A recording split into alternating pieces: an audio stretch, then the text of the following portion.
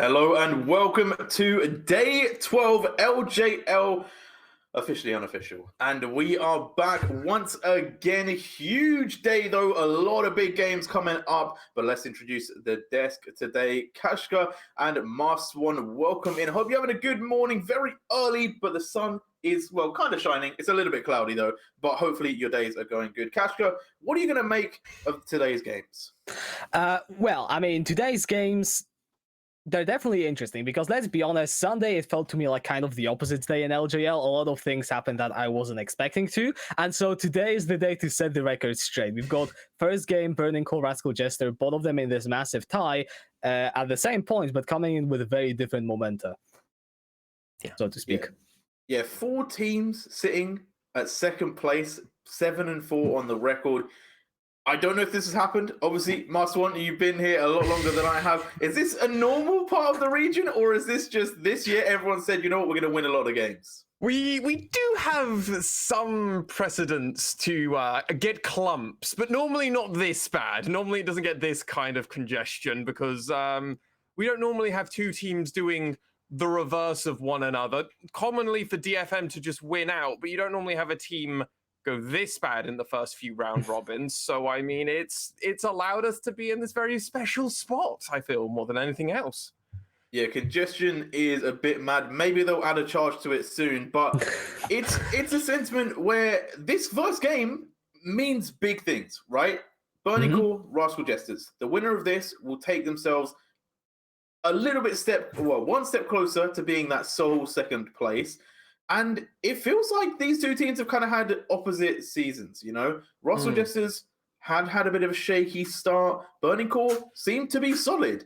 But now the tables have turned. Do you feel like Rascal Jesters coming into this game are looking hot, ready for the win, Kashka?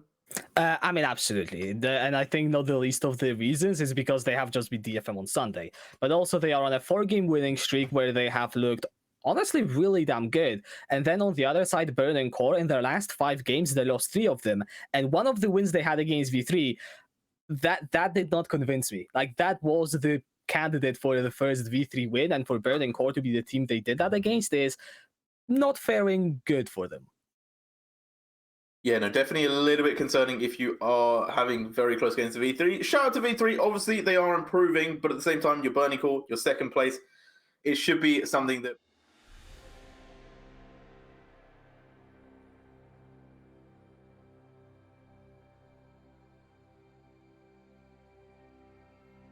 in this game. I mean, this matchup is really just a paradigm flip between 2 teams who are completely doing different things at the moment. They're playing the game in rather radically different ways and to extreme different outcomes. One of them beat Detonation Focus Me. One of them had the fastest speed run versus Detonation Focus Me. So if you really look at this, I can only see this going one way. It's going to be just Rascal Jester just demolishing the side of Burning Core. And Ino was one of those players. Remember when he rotated round to mid and ganged Yaharong in that level 4 with Camille. Went down there, got the gank, set up for steal because there was a bone flash. They got another kill there on mid, and they just got snowballed purely through their top planer with the jungler then coming through afterwards. Yes, I do really think it's going to be through Ino. And I don't know if Rayfarki is quite up to the same metal anymore. It's going to be a tough one for him. Ooh, okay, well, that is a stake and a half. I will say, I want to throw this one to you, Kasha, as well. Obviously, Flawless, we kind of look back to CGA quickly. We talked a lot on that desk about how Flawless takes his time, you know, likes to get that level 6, plays Diana, Carthus, scaling junglers. They talked about you need to play this early aggressive game. You know, you need to go in, invade the jungle, put pressure on as the jungler. And CGA cracked that code. They looked amazing against Burning Core. Burning Core looked very, very shaky. You know, the building was starting to collapse. So do you think that this is kind of a style that Rascal Jesters will also adapt, playing that very early aggressive jungle routes? I think they certainly could, because, you know, as Mason just pointed out, Ino can just go around the map and find leads. Hachamecha likes to play those junglers like the Xin, like the Volibear that can just go in and invade. So, you know, if they lock in Volibear, game's done. I actually think it. I'm sorry. You see, I'm gonna be honest. I can't read you. I'm not sure which way it's gonna be done. Because you've got some hot takes, Masson. So you know. Anyways, but yeah, I think it's definitely a possibility here for Rascal Jester. Yeah, there is always that possibility, and obviously, I think when we talk about Rascal Jesters, we do have to look at that bot lane, right? Soul and Secret, it's been their kind of bread and butter. Do Yuhi and Fujimoto have what it takes to kind of hold them off, or is it a sentiment of play the game, hold out for as long as possible, and then hope Rayfaki kind of carries? I mean, in my interpretation, I don't think you can lean on Rayfaki to be that like sole carry. Honestly, this is the spot where Yuhi really needs to step up. Like more than ever, he has to step up because you can't just rely on the top side. You can't rely on Dice to just find a way to magically get an advantage somewhere. I don't think Rayfaki's going to be there. Yuhi, for me, in the bot lane with Fujimoto is the one that's going to need to do it. It's versus Soul and Secret, though, so you're kind of screwed before you get up and go. So, I mean, I think this is a defining match for Burning Core. If they can at least look solid, even in a loss, if they can lose gracefully, there's still hope. If they lose how they've been losing a lot of their other matches, this might be a sign of things to come, and sadly, Burning Core might be one of the bottom end of the playoff teams, not the top end like we were expecting at the beginning of this split. Maybe it is going to be a way, but it could also be another switch update. You know, obviously a lot of crazy things happened last game day, like on Sunday. So there is that potential where, you know what, things could go very left. Okay, we'll have to find out very shortly. But getting onto some things changing up quickly. Obviously, Holebreaker has been nerfed. Yes. Renata now on the patch. Do you think this maybe shifts things in the meta, Kashka? Are you expecting any new picks, or are you expecting any new builds, particularly up in the top side? Well, I mean, I am expecting to see a lot less Graves, though. To be honest, I don't think Rayfaki and I know we're big Graves players to start things off. I think the Hullbreaker nerfs also hitting on the Gnar, which is a bit of an LJL, favorite. If we are going to see this pick, it is going to be in the context of trying to play team fights through that top lane. So if we have top laners going for the split push, I think Gnar is going to see slightly less priority. I'm gonna be honest, I'm a super player. I'm still not entirely sure what Renata does. So everything that. She does almost everything. I she just can't get out, but. It's kind of the same thing with Aphelios. You just know the champion does everything, but what does it mean? Being able to do everything is good unless you can't utilize it, in which case it is a little bit questionable. I want to get your takes on Renata, actually, and I'll ask both of you, but we'll start with Master Swan. Like, do you think this champion is really good, or do you think it's actually a little bit like, kind of like, oh, a lot of smoke and mirrors, it looks good, but actually it doesn't play that well? I'll give you one word. Mummy. Oh, mummy. Oh, like seriously, champion's busted. Like actually ridiculous in my opinion. And I think we saw a perfect example of that over in LEC when Hilly got it. Yes, it's Hilly, so he can make literally a slice of bread look like an OP pick. He probably could actually. Man has played everything and made it look good, so why not? But like, honestly, I think there's a few support players in the LJL that could definitely do that. We've definitely got a big set of playmakers in the LJL. And they play rather radically different support champions, especially with how they pop off. I mean, we got to see Reiner have like an MVP caliber performance that I have been seeing and knew he could do on Rel. Me and Cash could cast it over that. It was sick, but Reiner had looked like an awful player for most of the split till that game. So, I mean, we have got a lot of support players. I think a lot of them could get Renata going. It's just, who's it going to be? And obviously, my default one would have always been Gang, but sadly, he's no longer here. So Harp is going to have to be that player. I'm going to be like, I'm expecting big things, Harp. You've got the big shoes to fill now.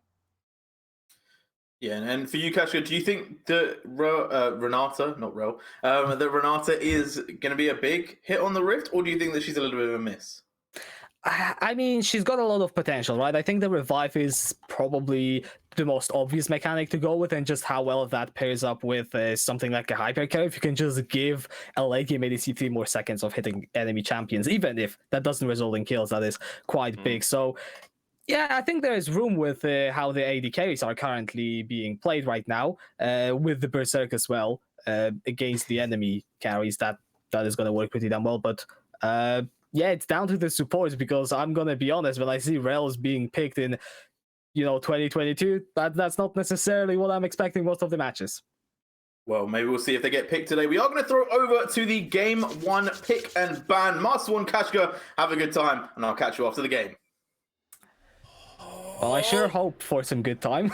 Oh, let's go, Kashka, let's go! This is the match, we're here! Burning Core facing off against Rascal Jester, two teams in very different trajectories, but I mean, this is everything we could have asked for, could have wanted for. And the first rotation, we get a Zeri ban, we get a Rise ban, we get 3 bans towards recap, and then instantly, Yuhi is going to be on the tried and tested Jinx that he has picked up a lot of their wins actually on. So it's comfort picks, safety in numbers. Yes, but What the where's the Aphelios? I don't know. Aphelios where? Please, someone. Okay, so Nymera told me on very good ground that you should only play Jinx Aphelios. So Rascal Jester Soul is already inting this draft according to Nymera. There we go. Yeah, there we go. That's over. Now I am trying to think. Okay, like what the hell is this Kaiser? Like what kind of Kaiser is it going to be? Because I have not seen this pick in a competitive game for probably months at this point. I'm going to be honest. We have to be doing dive, but if we're doing a dive comp, why aren't we playing? Oh wait, no, 12.5 is where Samira has her buffs, right? Yes, I think so. Yeah, okay, so this is just a dive comp without playing Samira because she hasn't got her really broken, or not really broken, really pushed buff that came in. Outside of that, though, we need to continue going on with this this draft. Viego locked in again, another heavy dive champion, so that kind of goes on with this theme that I'm trying to set up for us. On the other side, though, you know what's really good at anti-dive? 5-man fears. Really good. They tend to work pretty well, and also that solar flare that can catch out anyone from pretty far away. So I like the first rotation from Burning Core. It feels very standard. Rascal Jester, on the other hand, they're just trying to flip the book. I mean, Alistar works well with Kaiser, so I can see where that's coming from, and having a big tanky frontline to facilitate those dives is also going to work well. I mean, not only is it going to work well, it's going to allow them to just have a very tanky front line, right? Like at this moment in time, I feel very comfortable for the side of Rascal Jester, at least when it comes to a front to back team fight. Even if Kaiser's put in a really awkward spot in a lot of these fights, if they have dual AD carry in some capacity, you've got a tanky front line, you've got at least a front to back idea. I don't know. I feel like I'm trying to sell myself on this with some more mid lane bans coming through. Silas, Ari, this might be the full 5 from Burning Core towards recap, which is a huge amount of respect to a player that before 2021 hadn't been seen play in the LJL for several years. Yeah. And now he's come back and demanding 5 bans from Burning Core. Huge.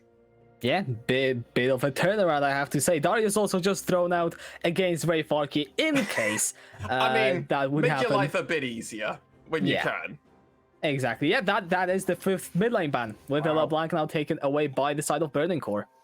That's, I don't know. For me, that's rather surprising, but I mean, let's not dwell on it too much because that Gnar that you alluded to is going over to Inos, so he is going to be performing that, and this feels like kind of a standard comp that I saw in 2020. Outside of Viego, I feel like I saw this comp a lot in 2020, especially in the LJL.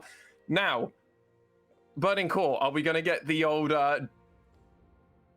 Ray Farkey? Well, that is an old pick. That is an old pick. I was expecting something different, but you know what? They've just locked it in and they've backed it back. Wow, snap lock-ins with that Gangplank and that Akali. What are you thinking about this comp for Burning Core? 1-3-1 angle. I think that is the first thing that comes to my mind. You've got like very hard scaling silence with the Gangplank and Akali, and if the Hullbreaker's nerves are this patch and I wasn't getting baited, then yeah, I don't know if Gnar can actually match either of those pretty well. I mean, it's this is a very unique spot. Whoa, Lissandra being locked in. That's throwback. Yeah. Okay. I am Really? Okay, this is just too much weird stuff coming out for one draft for the first game day for me. I'm still waking up, Kashka. This is a weird one. Why are we seeing Kai'Sa, Alistar? I mean, it's not an unorthodox bot lane by any stretch of the imagination, especially in the current meta. It's just, it's not the one you'd expect to see, I think is how I would phrase that. Yeah, I'd say it's not the top tier of competitive meta right now. It's not bad. It works, but it is definitely one that makes me scratch my head a bit. But okay, so what do Rascal Jester actually want to do? They've got this Kai'Sa, they've got this Alistar, and Viego in the jungle, and they got a Gnar. Yeah, they want to play front to back. I mean, they want their back to be in the front. That's... They don't have an assassin though. Kai'Sa? Maybe. Am I coping? I'm coping. Okay, but like feels like they want to play reactive front line, but at the same time they don't really have the champions for it. I'll be honest, don't like the Gnar pick. I think that's a big issue in this. They kind of drafted the front line with the Kai'Sa. I would have really liked something that could have played a bit of both. Personally, Irelia, I think it's actually an Irelia angle, but we didn't see it. Unfortunately, no. We are going to be stuck with the Gnar, and we will see what it can do. Also, Gnar versus Gangplank, one of the matchups that, blast from the past again, as we are going on to the Rift for the first game of the day. I mean, I would have expected to see a lot more of this matchup when I first started casting LJL, but we're just so Renekton Gnar heavy, we just never did. So it ended up being just that kind of situation where, well, I don't fully know this matchup beautifully, but I've come to learn it rather well, and I've adjusted rather effectively. Having a look here at the runes, I don't think I see anything that's too surprising. Electrocute on Lissandra's, I mean, you can either go Grasp from my understanding or Electrocute. I think it's perfectly fine. I think Electrocute they're more leaning into now because of, one of the runes had a change, didn't it? But it hasn't come through yet, so that's not going to be relevant. I don't know. Yeah. I was trying to think which, it was one of the domination runes. Yeah, I forgot which. It's the one that I don't think anyone ever used, and that's why it's getting changed. So, there it is. That makes sense. But you know what never changes? The support for Rascal Jester on Twitter. Huge percentage coming out from the community. Blitzcrank though, disagrees and believes Burning Core are heavily favored. And you know what? Take the nameplates off. Look at just the raw picks. I kind of see where he's coming at, to be honest. Absolutely. I mean, we've got that Jinx as well, which is just... I feel like come late game so much more useful than a Kai'Sa, at least in a straight front to back. Like Kai'Sa has the assassination potential, but Jinx just tends to be so much stronger in terms of raw DPS. And yeah, Blitzcrank is just agreeing here. Wow, and already just looking at the health bars, I know it's been taken super low already in this top lane. Mininar just getting outplaced in this early game versus Rayfaki in the top lane on this Gangplank. And this was something that we weren't, which was something we actually highlighted before we came into this match, because it was like, this is a match, the players should know this, but Flawless is already looking up a recap. Yeah, the Glacial Path is going to be taken and away to safety. Lissandra, pretty difficult champion to gank. Yeah, she can be. Lovely, beautiful, brand new skin on her with that skin line. The porcelain doll one, isn't it? Is that what it's called? Or porcelain? Something like that. Something. Does look nice, I agree. A heavy trade going in favor of Dice here. He will be able to retreat and take those minions as well. I mean, this is where you have to yell for your jungler, Hachimecha, I need you to escort me in. And actually, something more interesting to me is I don't know if I've ever seen a Hachimecha Viego before. Now that I'm actually considering it, this is not a typical champion in his wheelhouse. Yeah, I mean, it is the first one displayed. I can tell you that with certainty. So we'll see how he performs on that. So far, the jungler is just full clearing from bot side to the top side, with Flawless just taking the detour to take the scuttle. And yeah, Hachimecha just walking back down, not looking for any of those early game ganks. Hullbreaker changes, because I had to double check this for us. Yeah. So I thought we got caught out once. Doesn't come until next patch. God damn it. So, never mind then. Yep, and Hachimecha has never played Viego before, so we're getting multiple first times here for the side of Rascal Jester. Hullbreaker is still good for Ino on that Gnar, which means he's going to still at least scale better into this gangplank now, assuming he is going to go for this Hullbreaker. Viego for Hachimecha. This is a really peculiar spot I feel like Rascal Jesters have forced themselves into, and we're going to have to just see how this plays out, because ultimately this is the game that we are on. It's currently favoring the side of Burning Core. If you just look at the stats and how everyone is doing at the moment, Ino is getting bullied at this moment in time on Gnar. In the mid lane, I mean, Dice is out trading Recap like 1-for-1, just wave for wave, not for 1-for-1, wave for wave. Kashka, Yeah. Even better. That's not something at least I tend to see when Akali is picked in the mid lane. Usually, you know, when I see the champion, I expect her to be losing those early trades, but no, Dai's doing pretty well.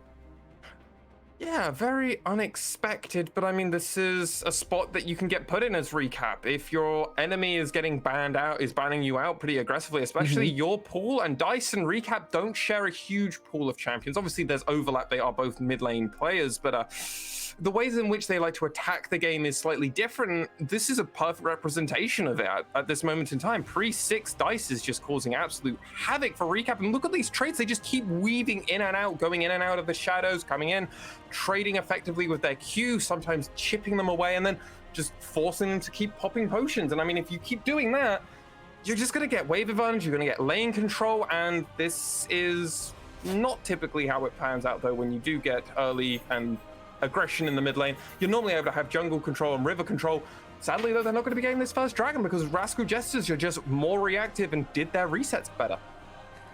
Yeah, the bot lane has priority for most of that game, and they do manage to utilize that pretty well. The moment Yuki and Fujimoto leave the lane, they go and pick themselves up the first dragon. It's going to be Ocean, which actually, I'm going to make the point, is going to be pretty useful for Ino and Recap to just sustain in those lanes when they are losing the trades.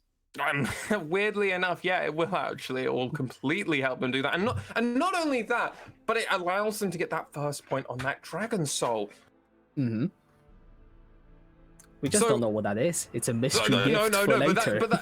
But it is one of those things, right? Like, if we are playing with a lot of like weird unknown factors that we're kind of watching this game from a Rascal Jester's perspective, and we're like, well, what are some of the good angles for them? Well, I'm not a huge fan of their draft, but you know what? If they can execute this draft how they want to do it, and they can still get Dragon Souls and everything else, I mean, that is just win cons by default in and of themselves. So get mutual objectives, find these angles in, and you could absolutely take this. You're gonna need it because your mid lane is starting to fall behind in this CS. Your top laner's not having a fantastic time, but thankfully Gnar, obviously now he's hit 6, is going to be far more active and actually able to assist the team. But he's going to be going in Hullbreaker, and look at that first item. He's just gone for Ninja Tab, his first item. And he's like, I can't keep taking this abuse from Rayfarki, even though Rayfarki does a lot of his damage just through Qs and barrels. So it's a weird one. Yeah. Okay, nice Zenith Blade connecting onto Soul. Have a beautiful headbutt from Secret. Here comes Flezel with the ultimate. The turret shot will take down Fujimoto. First blood picked up by Secret. However, Yuki will be able to equalize it 1-for-1 in the bot lane. Fantastic performance there by Secret. The knockback as well was huge, and Hachimecha was fishing for an extra one, but the fortuitiveness in a 2v3 situation that Rascal Jester were able to turn that, and assist was able to get over to Soul. Obviously, would have been fantastic if the kill could have happened, but it was incredibly difficult to do this, and they're searching for another. Recap has got flash. I'd be looking for that ultimate here. Hachimecha instead just coming out with the sweeper, and they will not be able to find Dice. He is the hide and seek champion of Burning Core now officially. I called it. Well, that Zenith Blade landed regardless, though. But look at that knockback and the knock up. That's what allows them to do so much damage. You just don't expect it, but thankfully, Secret was able to secure that, and it allows the side of Rascal Jesters to at least be like, hey, we didn't take anything. We got the first blood gold, so they didn't even benefit from that. And there's now a fight for this Rift Herald. Yeah, Secret is going to get engaged. The pawn is taking a lot of damage. That is shock trying to keep him alive. Dies going into the backside. Will be able to finish off the kill with the help of Rayfarki. Ino is turning mega, but Dice is just dancing around the fight. Hachimecha will go down. The rocket finds Recap, and Rascal Jester already lose 3. Ino trying to walk away with Soul only being able to pick off Rayfarki. That was just so discoordinated from the side of Rascal Jester. They thought they had all their numbers there at one point, but at the same time, I know, wasn't quite with the team. Soul wasn't quite with the team. It was a lot of like, okay, we're ready to go. And it was like, you could see the trigger was pulled just before they were fully ready to do it. Soul is still looking to do something crazy, but Dice is licking his lips on this Akali as a Kai'Sa who is going a bit too far ahead. They're going to try and do something here. This is ballsy. It absolutely is, but Soul, both summoners and the ultimate up, can afford to play up. Still, the Herald will be secured by Burning Core without any further losses outside of Ray Farki. And I mean, yeah, let's just take a look at what you said, because I was ready for I see the Meganar coming in, but this is it. Look at Ino. Ino's the one I want to highlight, because 1, 2, 3, 4. So much time is spent with Ino still walking down, and members of his team are already dead, right? Secret is already dead at this point. Recap has already blown his ult and was in the middle for ages, but then couldn't get anything done. And that was the issue that I have with this fight. Ino was so far away at the very beginning, the Eclipse part, and then the Burning Core side just got to go, well, that's fine. We just get to go in and everything, use our stuff as a full 5-man unit. Well, 4-man unit for most of that, but they had a 4v4. They had the advantage at every step. They got the Rift Herald and mostly got out without really any punishment. So huge momentum shift now over to Burning Core. They already had the early game somewhat shored up with minor like 500 gold advantage, like really small things. This Rift Herald is a huge momentum swing, though Rascal Jester, they have reset effectively and they're back out on the map. And you know what's coming up in 20 seconds? It's that Cloud Drake. It is a Cloud Drake, which means we are going to see Mountain Infernal or Hextech Souls. Oh, 2 of them, good ones. Yeah, 2 of them are just straight up win conditions, and I feel like Mountain is pretty damn good for Rascal Jester as well. I mean, it's huge. Look at the side. Look at the damage profiles coming out for Burning Core. If you just go, our whole team's extra tanky. Oh, what do you have on your team? Viego, okay. Nah, okay. Alistair, okay. So we're just never killing those champions with a Mountain Soul, and you go, yes. And they go, okay, cool. It's almost a spot when you sometimes get comps like these for Rascal Jester. You almost wish Burning Core would take the first 2 dragons, and then you could just quad stack a Mountain Drake and just go, well, we are the tank. We are the definition of a tank, but sadly they won't be able to do that because they already secured the first one. They probably actually want to really accelerate the pace of this game with the Dragon Souls to actually get an advantage. So Rascal Jester probably incentivized to get this dragon, also try and seed it over to Burning Core so they can at least triple stack. Stacking dragons isn't a huge part of the game as it used to be a few years ago, so we'll have to see. No one's really particularly interested in Flawless, and Fujimoto are just trying to find somebody out here. They've got a very, very deep halving for Recap, but Recap's playing rather safe and effectively, and you can see these pings on bot side. They're pinging onto Secret at this moment in time. They know where he is at the moment, but look at where the Viego is. Hachimeches are around the corner. Yeah, but Recap just manages to dodge away, drops down the Frozen Prison, and yeah, no, Flawless will just be able to walk back here. Ultimate's traded in the mid lane. Herald's still up to be used, and this dragon stands alone. I thought he was in turret range. I got very terrified, but excited at the same time. I was like, oh my god, Recap, did you literally snipe him at the edge of range? But did not happen. But because of this, because of all the time that Flawless and Fujimoto spent on this, just allows Rascal Jester to actually take it over. And they could have taken this dragon during this kind of lull period where Hachimecha had to reset, get back onto the map. As such, they're actually deciding, you know what, Recap, you've left your mid lane open. We're going to come and take this, and we're actually probably going to get a decent chunk of first turret on this. Yeah, that is going to be a 3 plates, but Dice staying on the mid lane. Secret going for a very wide flank, but will not fully commit. Fujimoto was around as well, so probably the good choice if you're Rascal Jester here. Like, yes, you are behind 2,000 gold, but making rushed plays is not the way to come back.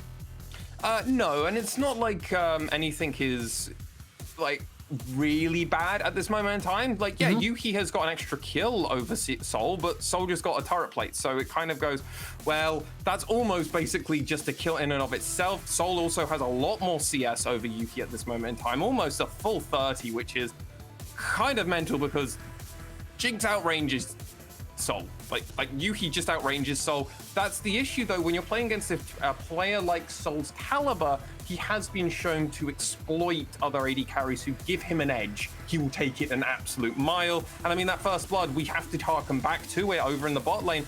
Rascal Burning Core put a lot of energy and effort into that first blood, which ended up actually going in Soul's in Secret's favor, and Rascal Jester actually came out on top of that. And since then, Rascal Jester's, Burning Core's bot lane haven't been able to actually have any priority, and it's all been on Rascal Jester. And look at this, they're able to reset, and now they're getting back out onto the map again. Rascal Jester, it's reactive from Burning Core's bot lane, proactiveness from Rascal Jester, and this is something that they're going to need because Rift Herald's coming up in a minute.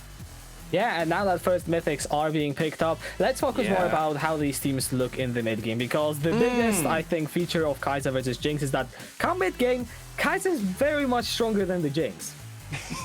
yeah, that's definitely one thing. The problem is Jinx, when she hits 3 or 4 items, then overtakes again. So we're going to have this very important like limit spiking and power spiking. Gale Force coming in with Manamune over for Soul at the moment on this Kai'Sa. Currently, the power spike is back in Yuki's favor though, because first mythic complete. Yeah, actually, that is fair. That Mirror Mana is going to take a while to stack. So right now, Yuki feeling pretty good. That being said, this tower in the bot lane should be going to Rascal Jester. First tower on top of that. And you can see them already moving up, seeing if there is going to be any plays being set up around this Herald. Well, I mean, they've got first priority, and if anything, Burning Core should immediately just call in like, yeah, no, don't fight for this one. Just if you can make them spend more time doing it, that's fantastic. Let's waste their time. No, Burning Core, Yuhi, where are you moving to? Just farm. Just please, my dude, you have a gangplank. You always have an opportunity to steal. You don't need to pull him up. But look at all this gold that Yuki is seeding at this moment in time.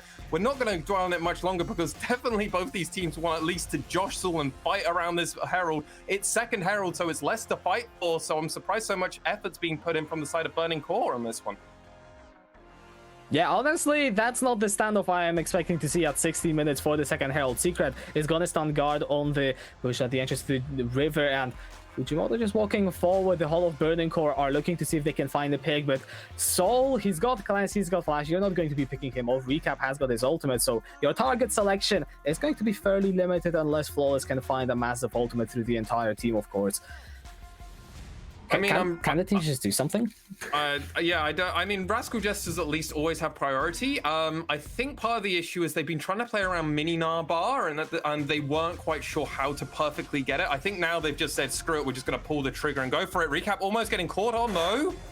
Will just drop some spells down onto Ray Farky. Here comes the Zenith Blade down onto Secret. The Herald has been picked up and Fujimoto has to flash away. Here comes Aino. Finds Dinar only onto the support, but will be falling down. Recap taking the kill, and it's a Herald and a kill for Rascal Jester, so a win for them.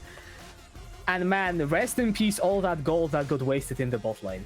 If Yuki had stayed bot and they had wasted all that time from Rascal Jester, imagine if the same thing happens, but all they do is they leave Yuki in bot.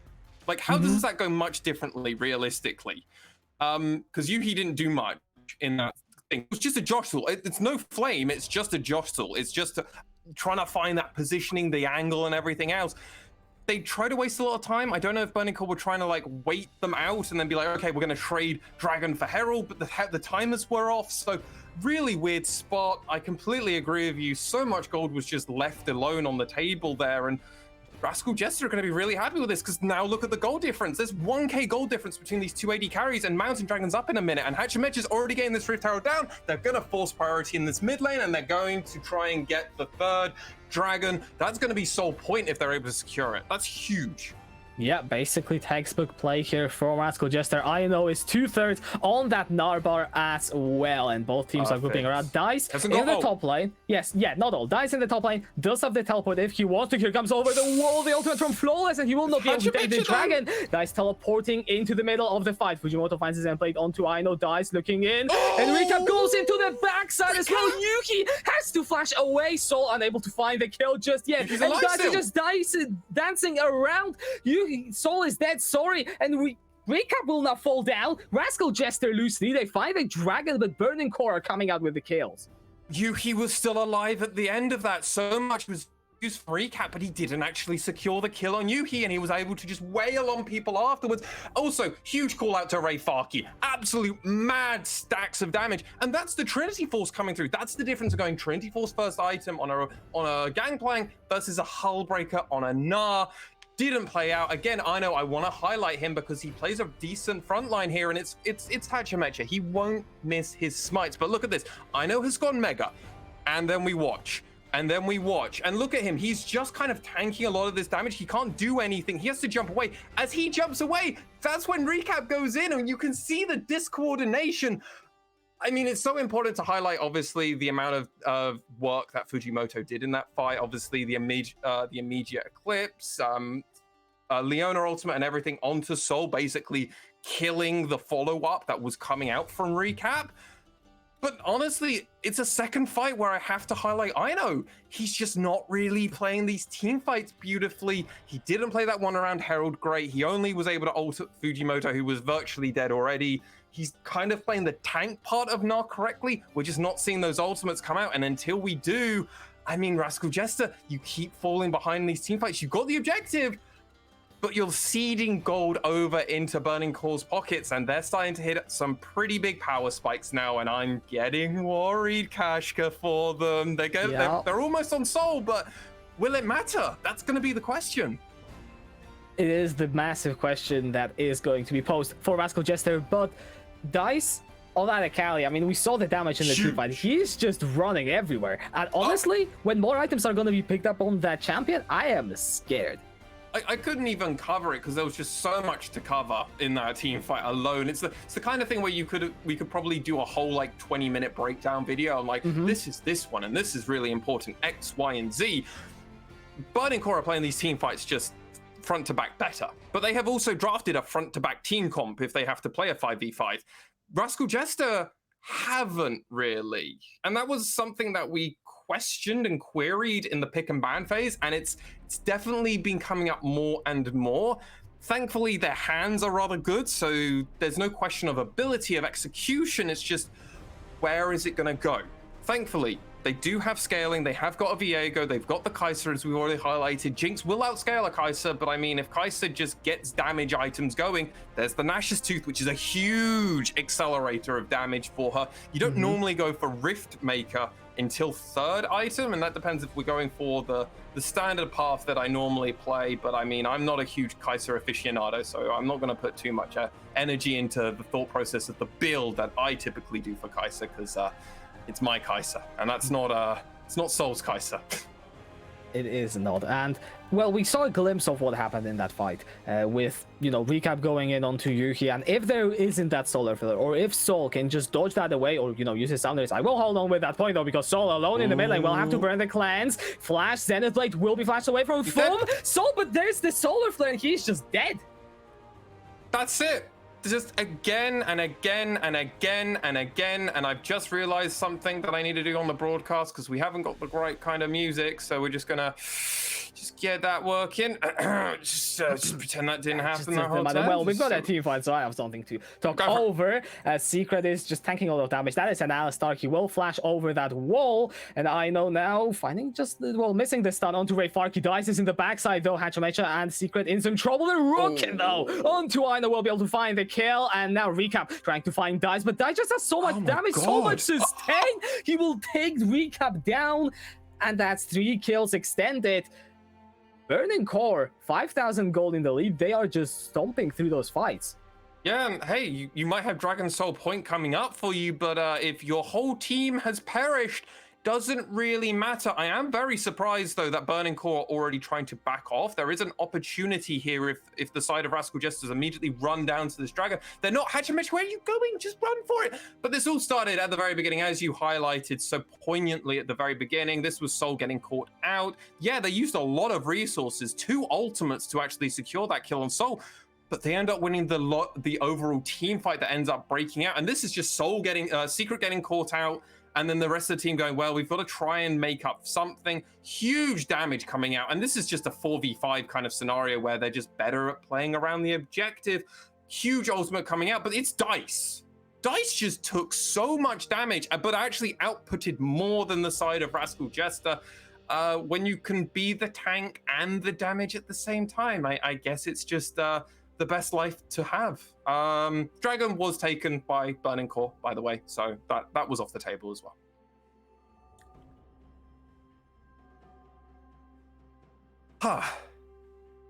What a weird game we're having, mate.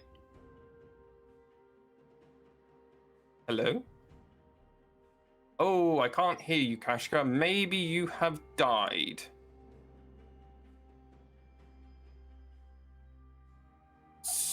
so I don't quite know. Yeah, Kashka has sadly disconnected, so it's just going to be me solo boloing this broadcast for a brief moment. And as we currently sit, Burning Core, 72% chance to win. Blitzcrank, do I agree with you?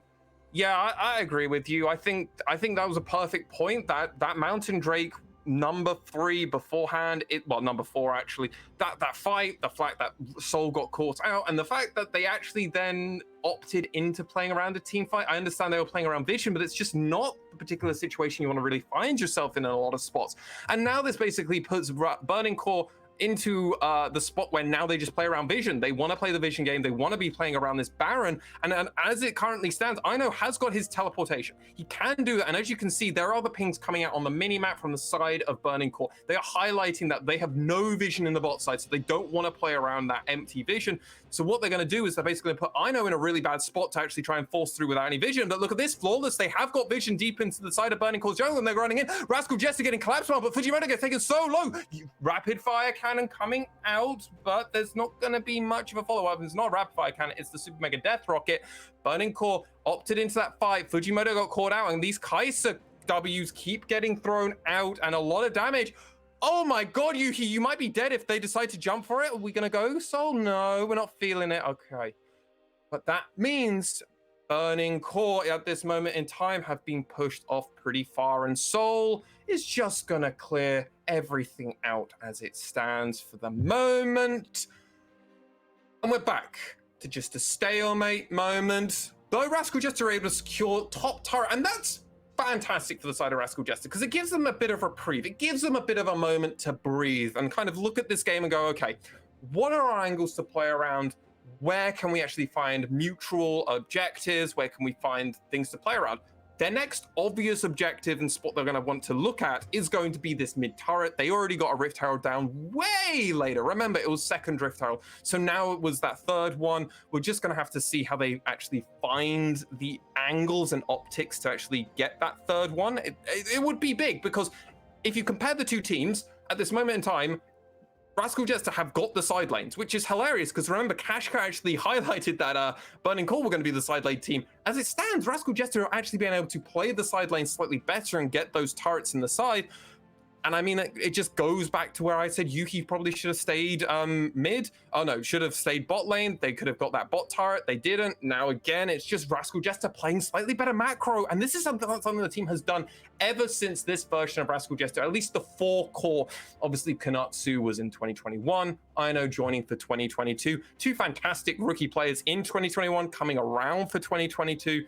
So as we look at it, it's going to be interesting to see how this 4-man version and then 2022 version of Rascal Jester are able to play around this Mountain Soul. Poke is going to be thrown out already by Soul to try and find it. And actually, that is going to be the Mythic coming out. It's going to be the Frozen Crown coming out. That is very surprising, personally. But I mean, I wasn't quite as prepared, honestly, for a Kai'Sa to be coming out. I'll be completely honest with you, ladies and gentlemen, because most of my Kai'Sa experience comes from playing on ARAMs, but the Qs the Ws just keep coming out over and over again, and that's the fantastic part of it. And when you evolve it, it's 2 seconds, so you just keep throwing it out, keep throwing it out. We're gonna see Rascal Jester are threatening, hey, if you guys want to go and do this, that's fine. We're gonna take the Baron. They're gonna bait and try and switch around this. I know, though, doesn't have the Mega Gnar already planned up, and Burning Core have very much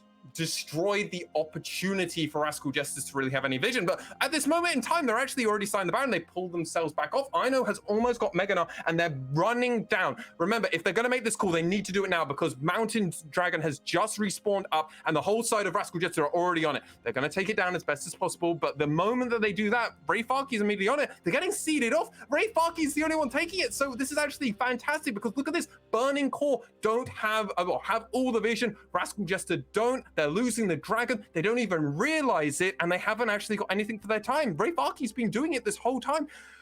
So, can they find it? Ray Farkey gets the sun on there. Flawless, getting taken very low down.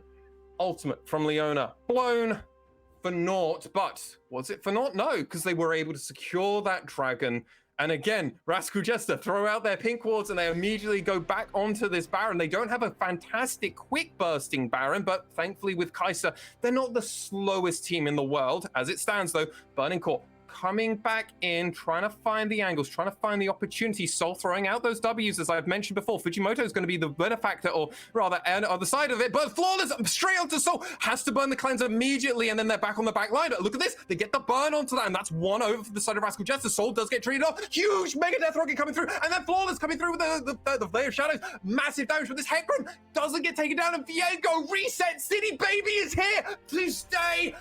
All hail the king and Hatcha Metcha, Daddy Metcha for me. Oh, ladies and gentlemen, Rascal Jesters weren't happy about losing all those dragons getting taken down. They want the Baron and they still want this game. Huge performance from the side of Rascal Jester. And there was really from Soul, ladies and gentlemen. I mean, it's fantastic performance by everyone there. I know, especially Secret, literally playing mad lad bodyguard, but it was Soul. He was the one that went in at the very front, cleanse flashing over the wall and protecting himself. And look at it, it's Soul at the front line. They just said, screw it, we'll play the front line. Ino has gone mega, and that is a big part of this. But remember, look at this. He just dives over onto Fujimoto, cleanse flashes, and look at this. That's where Secret's gone. So now the whole side of Burning Core has already been completely split. The moment that they go in, there's dice. Ino knocks them away. Soul has been able to recover enough health, and because of this, so many members of the side of Burning Core don't play the team fight together. So the moment that happens, it just allows the side of Rascal Jesters to be able to secure so much more. And look at that damage. Oh, Rascal Jester's bot lane is back, ladies and gentlemen, and it feels damn good to see them back to regain to a performance that we hadn't actually seen. Remember, in that first round robin, they had been struggling in a lot of spots, but we'll have to see if it can keep this going. This is momentum now in Rascal Jester's favor, and oh my god, that was 1W coming from the side of Soul, and he's looking at, you can see, look at that, the deep play around, the pushing and angling and trying to find any and all angles that they can find. They're just going to keep nursing this in. It does seem like they're playing very heavily around one of these lanes at this moment, and I would have expected at least a 4-1. I guess Ino probably in the side lane, especially with this hull breaker, it would have made a bit more sense, but hey, play together, play safe, watch out for Soul at this moment in time, and just see if we can force a few turrets down, get some more gold onto them, and just keep the momentum going, because hey, doesn't hurt to do that. And actually, as I mentioned it, I've just noticed Recap has done that, and they're actually escorting this mid wave as well. They're going to try and get at least 2 turrets in for this one. And what's really important is the timers don't sync up, but Dragon is coming up in 1 minute 40, Baron is ending in a minute. So there's going to be about a 40-second timer where Burning Core are going to have opportunities to try and find something, but if they don't find it in that moment in time, it's basically parity. And that's not where this game was beforehand. Remember, Burning Core have always had like a minor 500 gold advantage, 1k, 2k, 5k at one point. But because of this Baron, because of that huge team fight that happened beforehand, Rascal Jesters have clawed their way and if anything, actually put themselves into a leading position, which wasn't how this game's going. And they're just escorting waves in. They're not over putting themselves into a spot where they can get collapsed upon. And it looks like they're probably going to get this. Yes. First base turret for the side of Rascal Jesters, and now we back off, boys. We back off, we reset. It's 1 minute till Dragon. There's no sense in putting ourselves into an angle where we can get punished, so we're just going to have to find it around and see what Burning Core can respond with. Vision getting thrown back out. 2.5k Baron power play. Ooh, that's a solid one from Rascal Jester, because it definitely puts them straight into parity. But now, Burning Core were first back out on the map. They're first to reset, so they just ran out their base and start throwing the Vision. One thing I want to highlight over to you all, though, is look at the teleports that are up. Recap has got his. Ino isn't far off. I don't think it's going to be up in time. But look at the deep vision on the bot side on the minimap currently for Rascal Jester. They've got some very deep wards that Burning Core definitely aren't aware of. The Sandra's one of those champions that if you want her to go on a very peculiar journey, she can go that way. There's also this one on the north side of the brush as well, which is the pink ward, so they've got a lot of angles. They're going to see dice coming in from pretty much any sort of flank, and that's one thing that Secret is going to be all about, though. Kishko, he's going for the flank at this moment in time. He's been caught out. Secret, where are we going? What are we doing? He has to immediately go in pretty hard to protect this, but at this moment in time, I know getting pulled in. Huge knockup from the side of Rascal Jester at this moment in time, and they're protecting themselves, but they won't be able to get that soul. Second Dragon over to the side of Burning Core, but where's the collapse? Where's it coming from? Because look at this. Rascal Jester are going in. They want them. Flawless getting taken so low already, and now look at that soul. Does find them. Secret playing the front line, playing that Alistair, and Hachimechi come from the side. The W misses from that Kai'Sa, but guess what? They keep planning them down. Dice in a precarious spot. Recap taken solo. Zonya from both the mid lanes at the same time, but look at this. Hachimechi is on the back lane. He has to go golden as well. Soul's already been taken down. Dice has been taken down.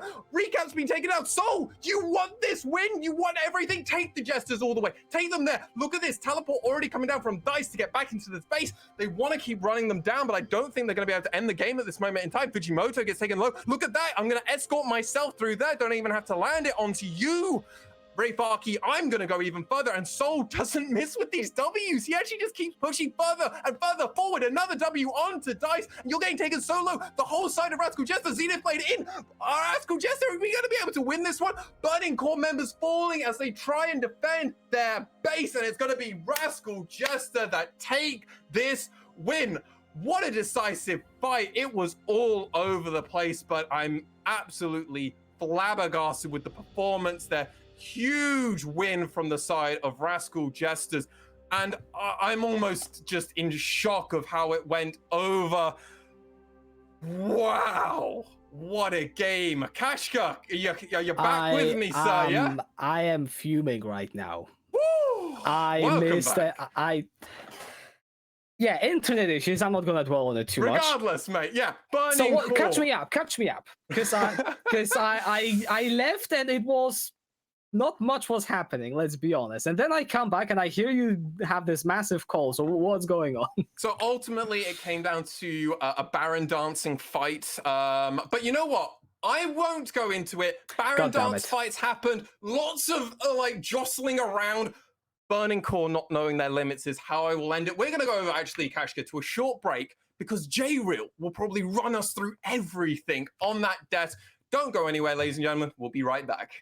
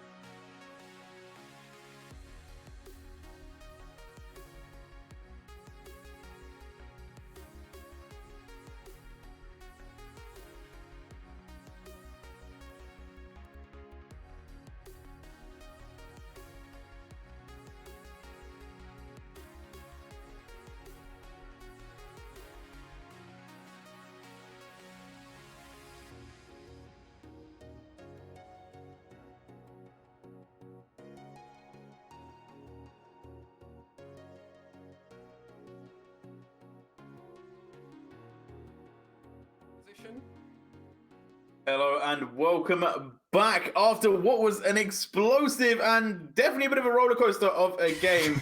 And well, I guess the prediction stayed true. You know, we were talking about Rascal Jesters coming through and picking up the win. That was the general consensus, but maybe not in the way that it happened. And we'll go to Kashka first. Obviously, you got to see the first half of the game. How were you kind of feeling about the early stages of Rascal Jester?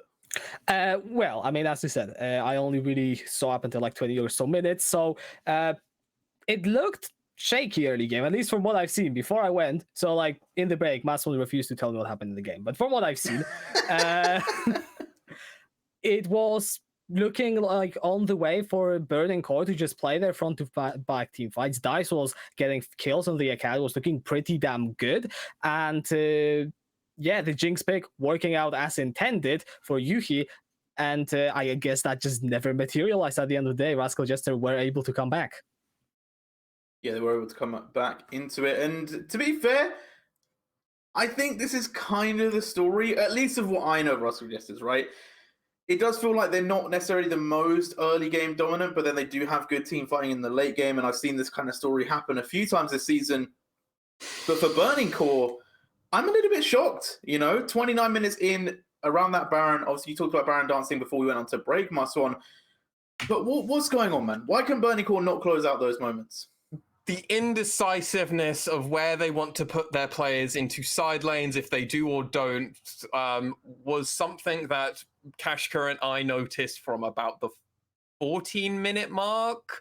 And then it basically bled on for the rest of that game. And that's honestly a huge issue. And honestly, something I think a lot of teams are taking note of from Burning Core, because they have got angles which they're not great at. And frankly, it all started with Yuhi not staying in the bot lane, not making these decisive calls. And it's not on Yuhi to make calls like this, by the way. So it's actually not on Yuhi's fault. It's whoever the lead shot caller is saying, we need all of us or we don't need all of us. Who's going where? I mean, that was just what happened, because that's how they lost the Baron fight. They weren't coordinated enough. And we saw one fight where Rascal Jesters weren't coordinated and Burning Core were able to execute or kind of reactively play to that. Because remember, Rascal Jester went in, but they were just so discoordinated through the rest of the game. And that was Rascal Jester pouncing on the opportunity and played it rather geniusly, especially Soul in that last big team fight where he just becomes the front line and then decides, no, I'm not the front line. It's a wild one. Yeah, it definitely was a wild one, and they made it happen. Rascal Jesters found their feet. They were able to turn it back around. They had some really good team fights as well, especially in the last one, where they were really pushing for the win. They were able to kind of keep the fight going, make sure that they were able to get the final dub, because there were moments where it looked like maybe, just maybe, there was a hope for Burning Core that they could get out of that fight and maybe come back for another defense, but it wasn't to be so. And with this, we've kind of started to open up the pack a little bit. We talked about how everyone's a bit congested, but now Rascal Jesters are going to be sitting at the second spot. Mm-hmm. Is Burning Core kind of losing their momentum? I guess that's my next question for you, Kasha. Do you feel like they're starting to fall off of that cliff where they were once like rising? It feels a bit like that. I don't want to make too many sweeping statements, but let's be honest, in the last 6 games now, they have lost 4 of them. And as I already said before that game, one of the wins they had was against V3 that didn't look good. So looking at the recent record, yes, they are kind of falling back. At least they are 1-1 in terms of head-to-head now against Rascal Jester, so they aren't going to be strictly behind them. It is still technically just 1 game difference, so they've got room to catch up, but yeah, they need to absolutely turn around this sort of downward spiral they're on, because if they don't do that soon, yeah, you're not going to be contesting for those top spots. Yeah, and I feel like it's almost like a reverse Pokemon angle. Like, I know that, like, in some of the Pokemon games, Fire's not always the best starter, but it does have a pretty good second gym, I think, in some of the early ones. So they normally start off pretty strong. Mate, Misty's the second gym. What are you talking about? Wait, I'm thinking that Grass is the second awful. gym. He's like the worst starter, because you have Brock first and then Misty. It's... Well, this is how out to date my Pokemon knowledge is. I've only played the newer ones recently. But fair. It's a sentiment where Burning Core, they were rising. They were doing what Heat does. They were rising. The hot air was going up. Their winds were going up. But I don't know. Maybe the weather has changed. Maybe things have chilled them out. Maybe people have just brought water to these fights. But Burning Core are starting to fall off a little bit. Is this kind of because other teams are playing better? Or is it because Burning Core are playing worse, Muscle? I think we are seeing the benefits now overall of a double to triple round robin. Honestly, more J-Real. I think this is the fact that we now have tape on teams, and like actual competitive tape, not just the scrim only, this is what they're doing here. Because it is known throughout the world of League of Legends esports that teams will play differently in scrims to how they do on stage. And this is not every team does this, but teams do this, right? They will play weird strategies or try things out, right? So you can't fully inject everything there. Burning Core's tape for their weaknesses is now known. We know it just from objectively looking at it. So if we can tell, all the teams can tell, we know Burning Core will know this. So it's going to be, are they able to figure it out, or are they maybe going to have something? And I think we've just lost Kashka again. Yeah, I think Nocturne has just ganked Kashka's room, and the paranoia is real. Oh. maybe we'll get the screen back. Who knows? But either way, we can keep a little bit more convo going. Looking forward into the next game, we're going to break it down very shortly when we get the break. Oh, Kashka's back. Okay, Nocturne. Yeah. Oh, not too long. Nice. They're only level 1, and it's a sentiment where we move on to the potential standings for the next game, right? And Rascal Jesters have been smoking it now. They're 5 wins. Next game day, so on Friday. Yep. Which for some reason I had to think about. They have V3. Okay, which is. For some, considered a simple game, but it could be tricky. But then they have Axis, and then they have SoftBank. So right now, if you're Rascal Jesters, you must be pretty happy, right? Like, in terms of you've got second place now, your strength of schedule is good because you have 3 teams that realistically you should beat. Are they kind of setting themselves up to basically be number 2 at the moment, where we kind of predicted they'd be at the start of the season? Yes, and I'm taking this point because I set this up on the podcast on yesterday's podcast, which you'll be able to all catch probably in the next 24 hours if you're keen of the sense. By the way, video podcast on Spotify as well now. Within this point, where I'm going to say is, Rascal Jester, they have just done the hard part of their strength. They have played against Burning Core. They've played against Crest Gaming Act in a really banger of a match as well. They beat Detonation Focus Me. Like, they have beat all the top teams. They beat Sengoku. They've now only got the quote worst teams. And this is the Rascal Jester that we had pitched to everybody as they came into 2022. This is what we thought they'd be. It just took them a round robin to actually get the rust off, get the sweat off, get the joints going again. They look like they're performing, and it's not unreasonable to say they could go perfect for the rest of this split. Ooh, okay. That is a statement. They do have to play the FM on day 16, so maybe we'll find out. Obviously, that is a pivotal moment. But yeah, I do agree over the next few weeks, they definitely have a pretty good looking schedule. Now, we are going to go to a short break, I believe around 8 minutes, and then we'll be back to bring on game 2, which is going to be V3 versus CGA.